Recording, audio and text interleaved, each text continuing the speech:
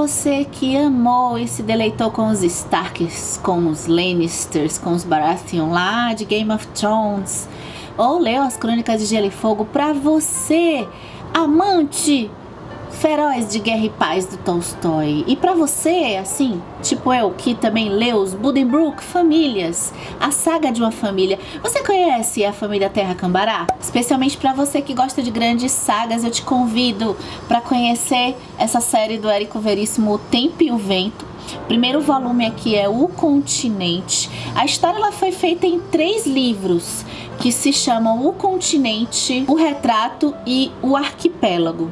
Nessa minha edição, O Continente, esse primeiro volume da série, ele foi dividido em 2 partes. E a gente vai conversar aqui sobre a primeira parte desse primeiro livro. E eu fiquei pensando assim, para quê? Para que ler O Tempo e o Vento? Que sensação foi essa que me arrebatou lendo essa história? Tem aquelas promoções Pague 2 e Leve 3. Aqui a gente paga um romance histórico e a gente tem assim um combo de pobreza, romance, religião, colonização, disputa de terras, duelos. Todas essas pontinhas de coisas tem nesse livrinho aqui, só na primeira parte do livro O Continente. Então eu me lembrei de alguns livros que eu li, como por exemplo A Guerra dos Tronos, né? As Crônicas de Gelo e Fogo, que eu li 2 volumes, A Guerra dos Tronos e A Fúria dos Reis, que passam essa coisa assim de ter alguns dilemas de intrigas e ao mesmo tempo guerras de tempos em tempos. E o jeito que o Érico Veríssimo escolheu para contar essa história é um jeito que eu gosto muito, eu tenho muita afinidade, que é a ida e volta no tempo. A gente começa nos anos mais ou menos da década de 40. A gente tem um sobrado, um casarão, e esse casarão tem uma família lá dentro. A gente vai conhecer essa família, é a família Terra Cambará.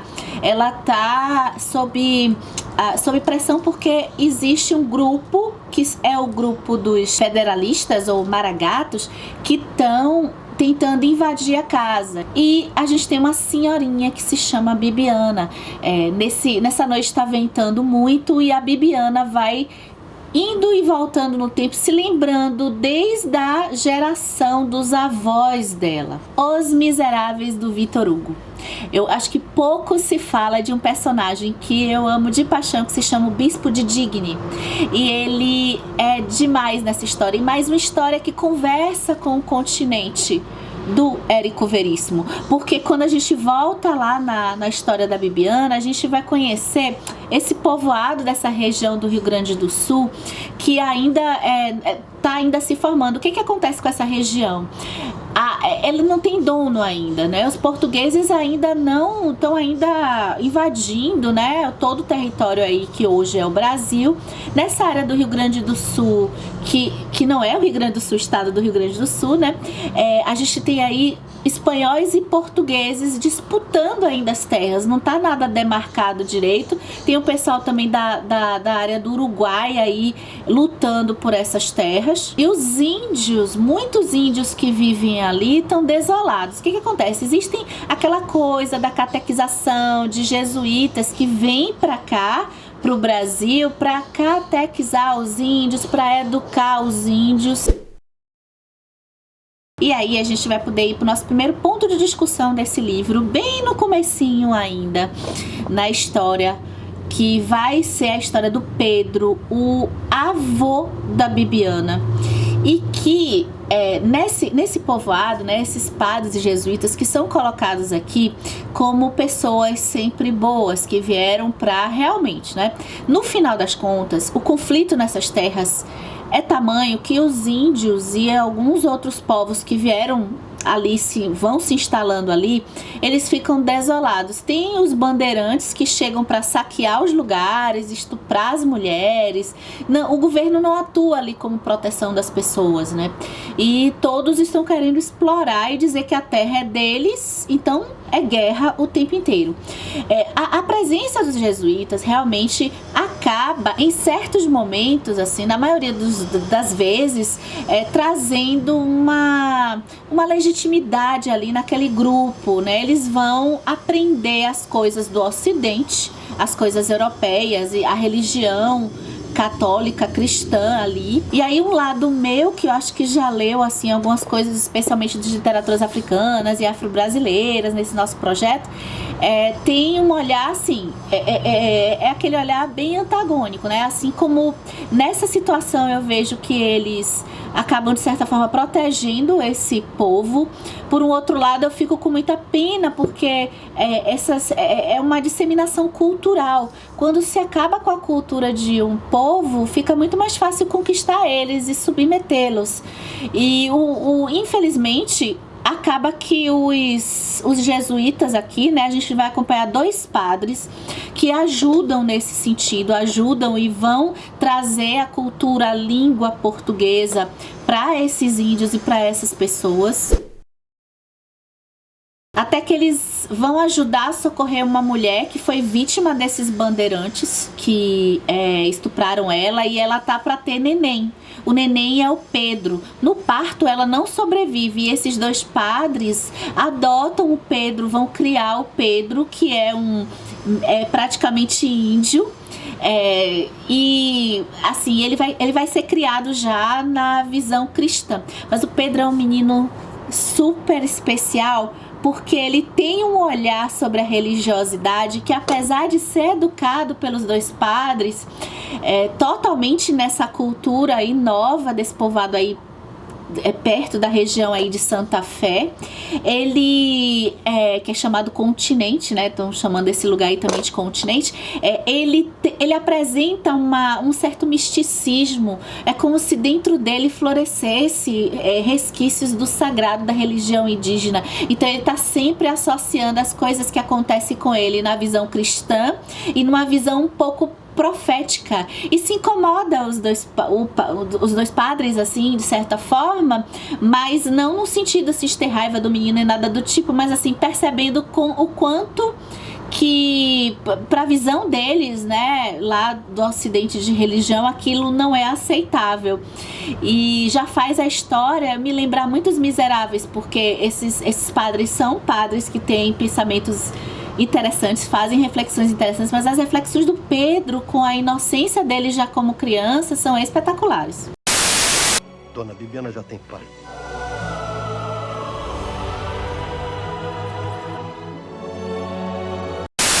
Padre, Alonso voltou a cabeça e perguntou baixinho: "Quem é, meu filho?" "José de Araju é o arcanjo São Miguel." "Não digas heresias." "É, padre, eu sei. Olhe para a cara do santo." Alonso olhou para a imagem e, muito a contragosto, descobriu-lhe nas feições traços do alferes real. "Não contes isso a ninguém, Pedro." Mas Pedro contou. E o que queriam os jesuítas? Olha só. Os povos não mais seriam governados por senhores de terras e nobres corruptos. Ok. Não haveria mais exaltados e humilhados, ricos e pobres, senhores e servos. Que direito tinha uma pessoa de se apossar de largas extensões de terra? A terra, Deus a fizera para todos os homens. O que era de um devia ser de todos, como os 7 povos. Todas as criaturas tinham direito a oportunidades iguais. Não era então maravilhoso transformar-se um índio pagão num cristão, num artista, num músico, num escultor, num ouvires, num arquiteto? Quantos milhares de seres havia no globo que vegetavam na ignorância e na miséria por falta apenas de quem lhes iluminasse o entendimento, despertando-lhes o desejo de melhorar, de criar coisas úteis e belas com a mão e o espírito que Deus lhes dera. Bem, nessa parte aqui é a parte que eu acho que talvez fundamente mais assim um antagonismo de sentimentos que pelo menos eu tive. Eu queria saber de vocês que leram a história assim. De certa forma, aniquilando a cultura desses índios, né? com aquelas boas intenções. Eu me lembro de um professor que sempre dizia: gente, o inferno está cheio de pessoas com boas intenções. As boas intenções desses jesuítas, dessas pessoas, eu acho que no final das contas não tinha uma outra coisa menos pior para essas pessoas. O conflito que eu senti era um pouco esse, né? De perceber que não tinha nessa conjuntura aqui, que começa lá por 1700 e quase 1800, né? Não tinha como essas pessoas terem algo menos pior do que os jesuítas, assim, porque de certa forma, até para eles poderem se comunicar dentro dessa conjuntura de guerras e de disputa de terras, pelo menos eu acho que ali trazia uma possibilidade de unificação deles. Infelizmente, eles perderam a cultura para isso, porque todo o universo desses cristãos, eles acreditavam mesmo que só na religião deles, só tirando a cultura dos outros, só por meio deles, só por meio de uma via lá, uma via que eles acham que é a via deles, né? Agora, quando chegava na hora H, aí é que eu fico assim, né? Quando chegava na hora H mesmo, da posse de terra, do coronelismo, que a gente vai ver mais pra frente nessa história, aí, balbal, teoria de que a terra é de todos. Ana Terra é uma personagem bem famosa, aí até porque na televisão já teve série de O Tempo e o Vento, chamado O Tempo e o Vento, e filme O Tempo e o Vento. E Ana Terra, ela é conhecida como aquela mulher super corajosa, acho que no meu ponto de vista, por conta de um ato heróico e também absurdamente maluco que ela tem, e que a gente, quando lê, a gente fica assim, meu Deus do céu, acho que é muito difícil alguém se perceber. É uma coisa tão honrada, aos Starks de Guerra dos Tronos, é uma coisa tão honrada e ao mesmo tempo tão assim, é de muita coragem o ato heróico dela. E aí depois de tudo que acontece com a família dela, ela vai tomar as rédeas assim para se mudar com os poucos que restaram da família dela para um outro povoado que está se fazendo lá pela região de Santa Fé. Antes, né, por exemplo, a Ana, ela vai conhecer o Pedro, eles vão se apaixonar. Bonitinho, um jeito diferente de contar uma história de amor. E eu sou apaixonada pelo personagem do Pedro também, então eu gosto.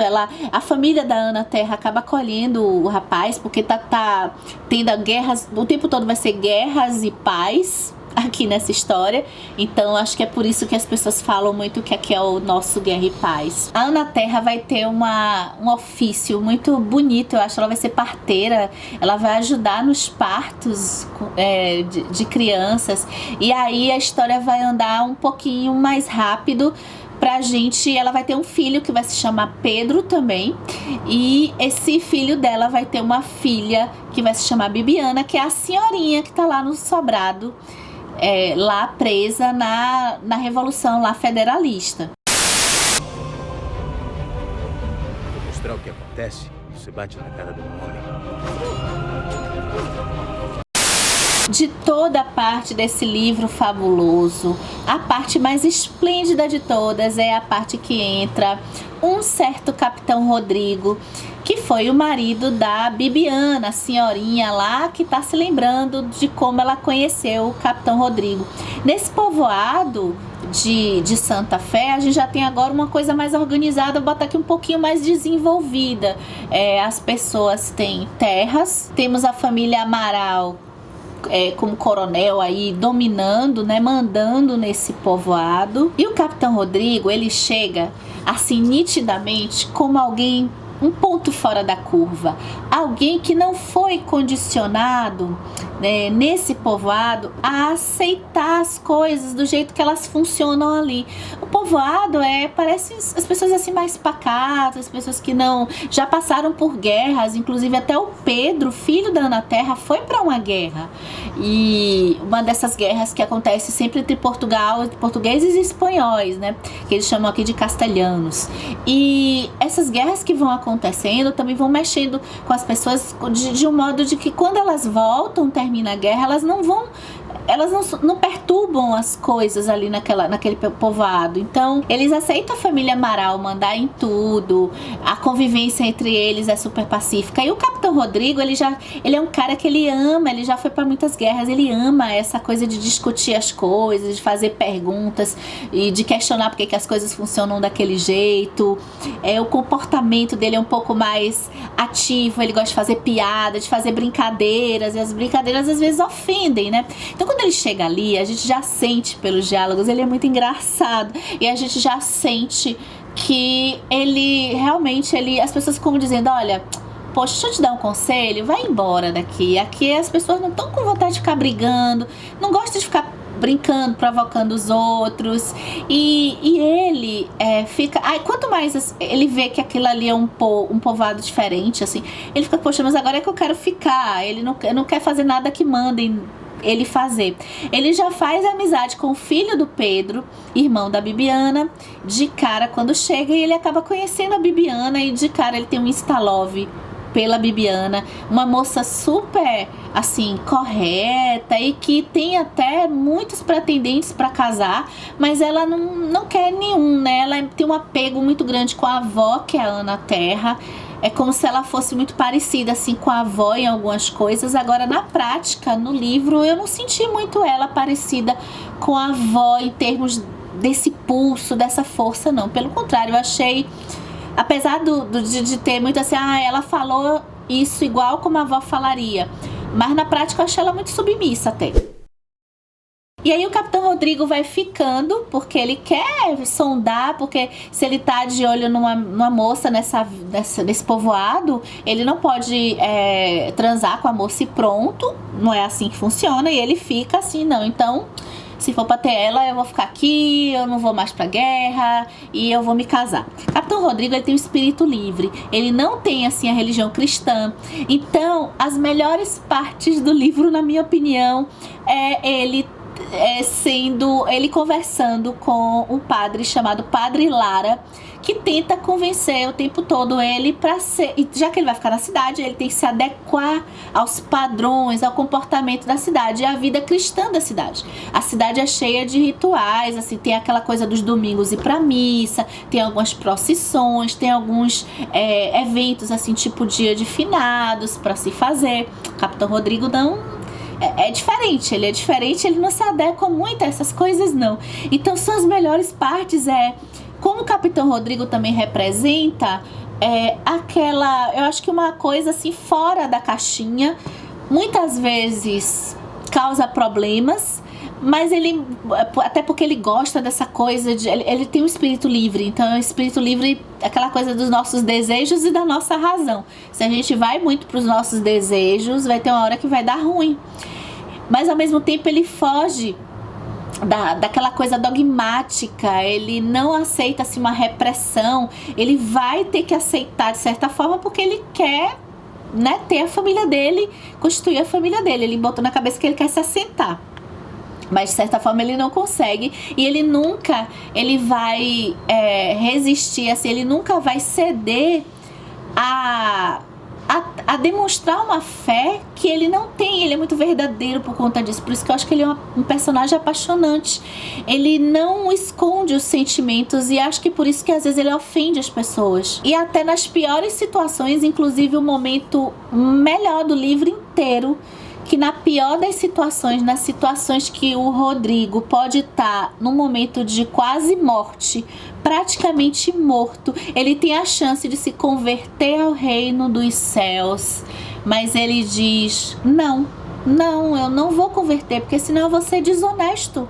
Eu vou ser desonesto com Deus e vou ser desonesto com as pessoas aqui. Padre, ouvi dizer que no céu não tem jogo nem bebida, nem carreiras, nem baile, nem mulher. Se é assim, eu prefiro ir pro inferno. Além disso, as tais pessoas que todo mundo diz que vão para o céu por serem direitas e sem pecado, são a gente mais aborrecida que eu tenho encontrado em toda a minha vida. O Padre Lara, outro personagem muito bom daqui, desse povoado, ele é conquistado pelo Capitão Rodrigo, porque o Capitão Rodrigo é um bom homem. E por conta disso, o Padre Lara também, na cabeça dele, de catequizador, ele não aceita que alguém bom possa não ser cristão. Tenho conhecido muito patife simpático, muito pecador, bom companheiro. E se eles vão para o inferno, é para lá mesmo que eu quero ir. E uma das coisas principais que eu pude refletir com o tempo e o vento dessa história, eu quero saber, você que leu também, deixar aqui nos comentários, se você quiser, a sua experiência. Acho que das coisas principais que eu pude pensar foi sobre a colonização. Foi sobre essas pessoas que estavam ali sendo com a terra que eram delas, sem condição de ter essa terra como delas, porque tudo era decidido sem nenhum critério. Os grandes acontecimentos da história, sim, antes dos grandes acontecimentos da história, as pessoas chegavam aqui e colocavam as regras que elas eram obrigadas a seguir, elas eram obrigadas a lutar em guerras que não eram delas, eram pessoas europeias disputando terras que não eram deles. Por sinal, as mulheres eram fadadas a ficar com seus filhos, né, em guerras, esperando a morte deles, ou então ser violentadas por essas pessoas que chegavam também para saquear os lugares. Então, mal essas pessoas conseguiam sobreviver e tiveram a cultura dizimada, porque o pouco de, talvez, aí, sobrevivência que chegava por meio dos jesuítas eram também com um ponto de vista do colonizador. Era para trazer a cultura cristã, trazer até um propósito, uma finalidade bonita, mas no final das contas para aprisioná-los também. E as histórias, os grandes acontecimentos da história vão passando. Então, a vinda da família real para aqui para o Brasil, a independência, isso vai acontecer, mas não tem interferência na vida dessas pessoas. A vida das pessoas não muda. Das pessoas da família Terra Cambará, né, que são pessoas que plantam, continua a mesma coisa. As pessoas que trabalham, os impostos só aumentando. Na hora que chega o governo, ou é para cobrar imposto, ou é para punir. Aí eu convido você para fazer uma reflexão. Será que isso mudou nos dias de hoje?